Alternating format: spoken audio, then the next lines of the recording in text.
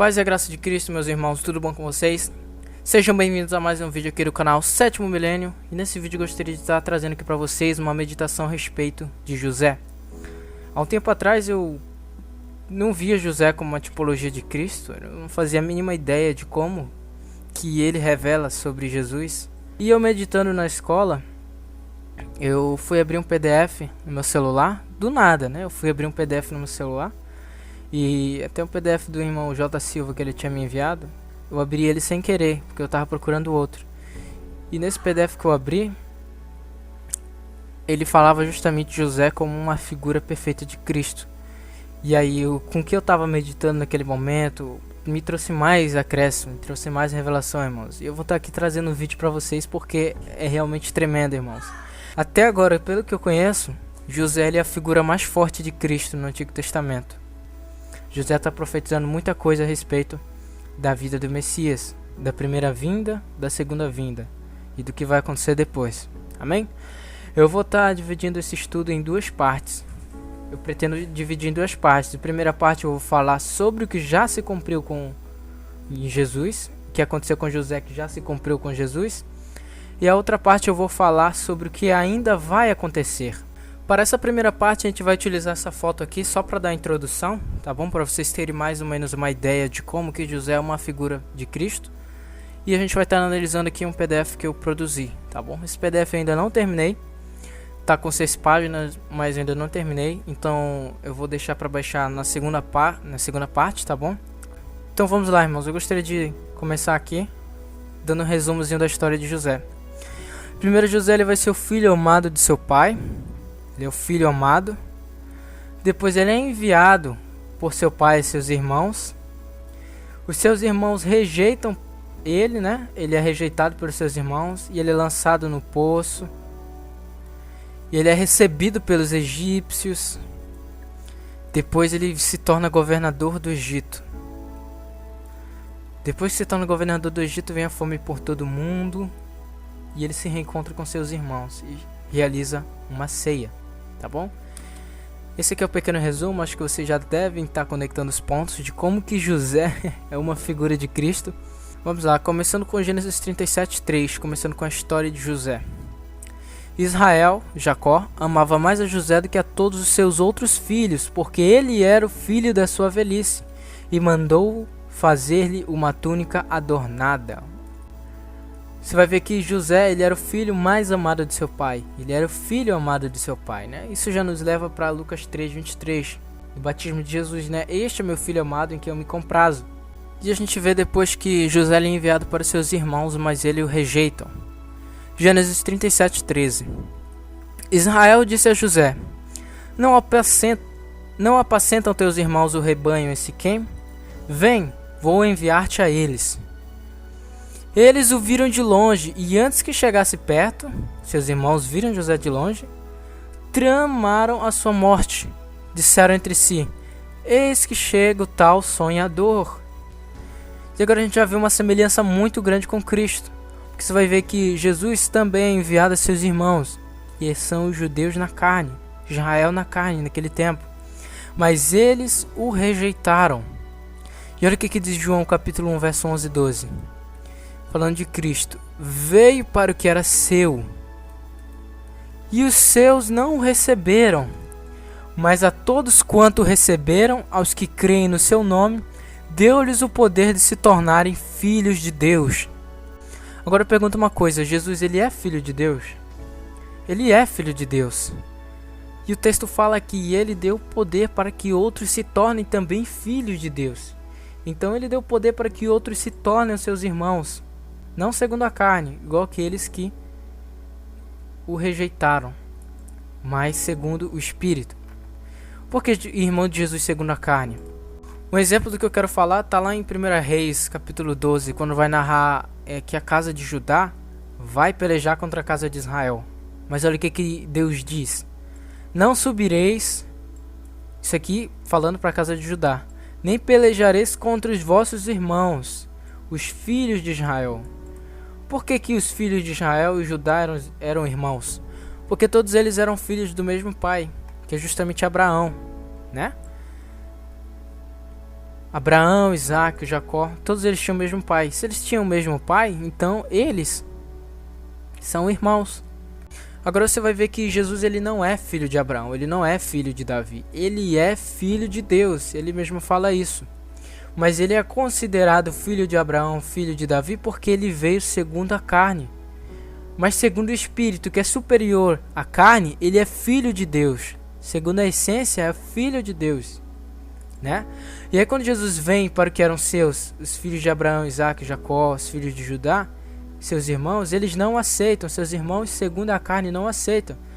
Então ele vai tornar outros, a saber, pelo Espírito, que se tornam seus irmãos. A gente vê uma tipologia muito grande com o próprio Abraão, porque Abraão ele vai gerar 2 filhos, Ismael, o primeiro primogênito, e depois Isaac, né? Nós sabíamos que Ismael ele é filho da carne, o primeiro que veio é segundo a carne, mas o que veio depois, que é Isaac, ele veio segundo a promessa, segundo o Espírito. E agora, esse Ismael aqui está tipificando justamente o Israel segundo a carne. E também são descendência de Abraão segundo o sangue, segundo a carne. São. Eles vêm primeiro, eles eram os primogênitos. Mas você vai ver que o que veio depois, que é justamente Isaac, que vai ser superior ao que veio primeiro, porque o que veio primeiro é segundo a carne. Aquele Israel que Deus libertou do Egito, eles eram segundo a carne, eles não eram espirituais.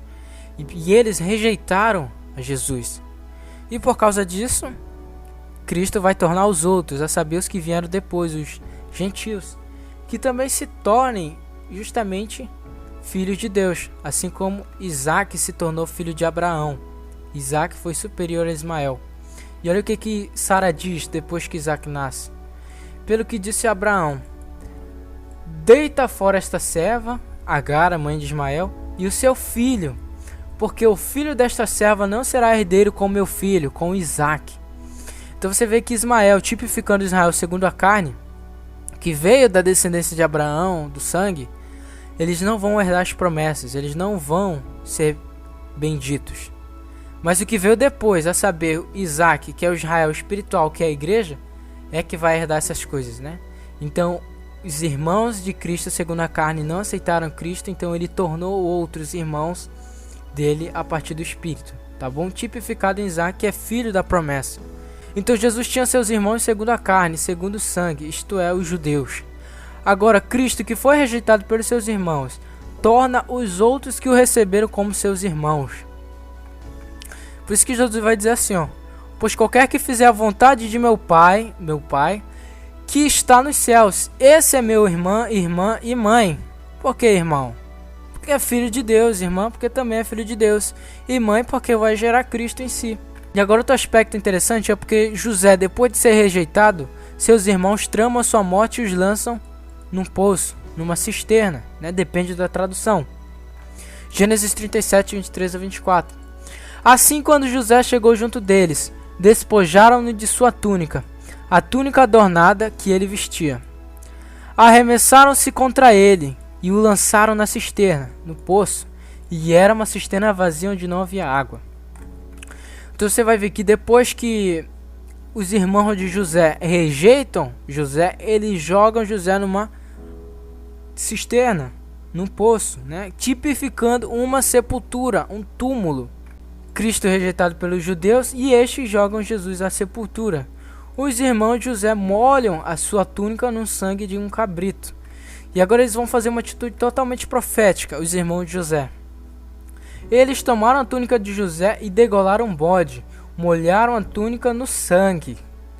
Essa túnica representa a igreja e os pecados dela, que foram limpos pelo sangue daquele bode, que é também uma figura de Jesus. José na cova é a tipificação de Jesus morrendo e matando um bode, pegando o sangue desse bode e tingindo a roupa, é outra tipologia de Cristo morrendo e tingindo ali a roupa, limpando os pecados da igreja, né?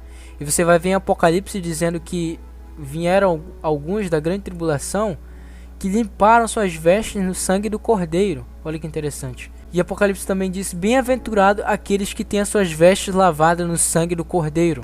Agora outro aspecto interessante também é que José ele é vendido pelos seus irmãos aos ismaelitas. Gênesis 37, 25 a 27. Depois sentaram-se para comer. Isso depois que José estava ali no poço, na cisterna. Erguendo os olhos, eis que viram uma caravana de ismaelitas que vinha de Galaade.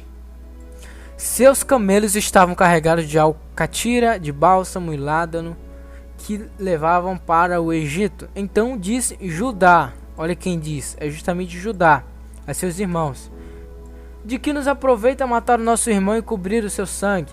Vendemo-los aos ismaelitas.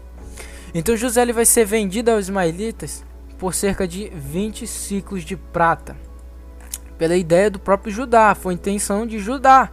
Você vê que Judá, ele vai ter essa ideia. Judá, ele vai estar sendo cabeça desse plano, né? E quando passaram os mercadores madianitas, eles retiraram José da cisterna e venderam José aos ismaelitas por 20 ciclos de prata. E os ismaelitas o conduziram ao Egito, né? Estes o conduziram ao Egito. E agora você vai ver que por ideia de Judá, José é vendido por 20 ciclos de pratas, aos ismaelitas. E os ismaelitas levaram José até o Egito. E agora você vai ver que Judas vende Jesus aos sacerdotes e anciões do povo, que eram justamente os cabeças dos judeus naquele tempo, que estão tipificados em ismaelitas. Por quê? Por que ismaelitas? Porque eles são descendentes de Abraão segundo a carne e o sangue. E Judas vende Jesus por 20 moedas de prata, 20 ciclos de prata, superior a José, que foi vendido por 20. E estes levaram Jesus aos romanos, que é tipificado no Egito. O Egito, ele tipifica os gentios, o mundo, tá? Egito, ele é a figura do mundo, então lê-se gentios. Tanto é que depois os romanos, eles aceitam Jesus, né? E do mesmo modo que José ele é vendido aos ismaelitas, ele chega aos egípcios, e os egípcios mudam o nome de José. José se torna rei deles e muda o nome de José para Zefanet Peneia, se eu não estou enganado. Assim também Jesus, que seu nome hebreu Yeshua, Yahushua, né? Ele foi vendido para os romanos e os romanos futuramente botaram outro nome em Jesus, a saber, Jesus. Agora outra coisa interessante é sobre Rubem. Mas Rubem, ouvindo isso, ouvindo o quê?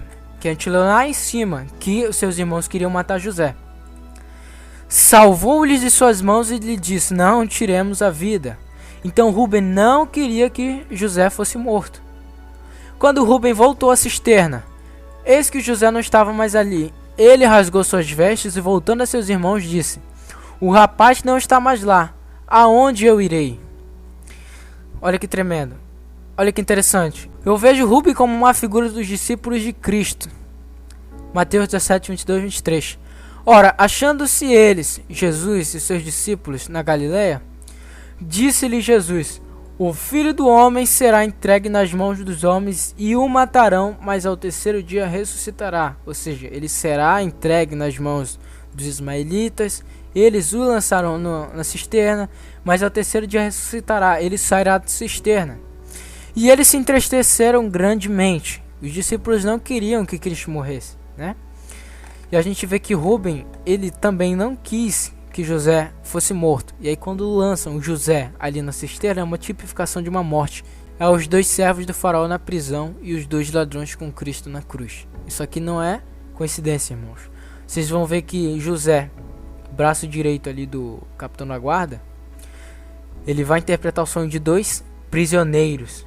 E um era padeiro e o outro era copeiro. Um estava representando pão e o outro está representando vinho. Isso não é coincidência, irmãos. E José prediz o futuro de ambos. Um é salvo e o outro não. Isso nos aponta direto, irmãos, para Cristo naquela cruz, quando foi crucificado junto a dois ladrões. E um vai ter vida. E pelo texto a gente entende que o outro vai ter a morte, né? A vida eterna e a morte eterna. E Cristo ele foi crucificado juntamente com dois ladrões. Pão e vinho. Lembra do copeiro e do padeiro? O vinho e o pão vai estar tipificando essa redenção aqui. E um vai ser salvo e o outro não, irmãos. Tá bom? Outra coisa interessante é que José deixou de estar na mão direita de seu pai e desceu para estar à mão direita de um carcereiro. Ao terceiro dia de cativeiro,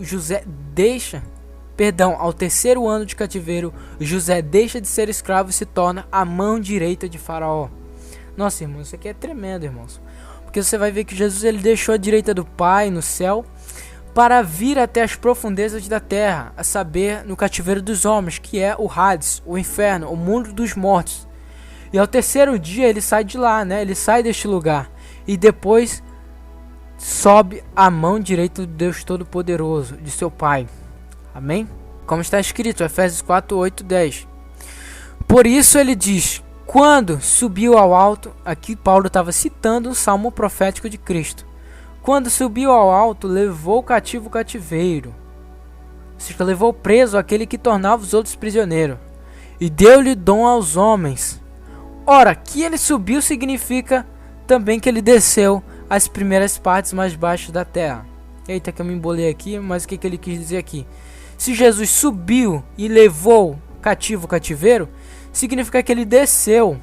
Ele desceu às profundezas, às partes mais baixas da terra, que é justamente onde fica a dimensão espiritual do Hades, do Sheol, do mundo dos mortos. Aquele que desceu é também o mesmo que subiu muito acima de todos os céus, para que possa preencher todas as coisas. Agora, para finalizar esse vídeo aqui, vamos ver se eu consigo falar aqui um pouco da rejeição de Cristo em outro aspecto.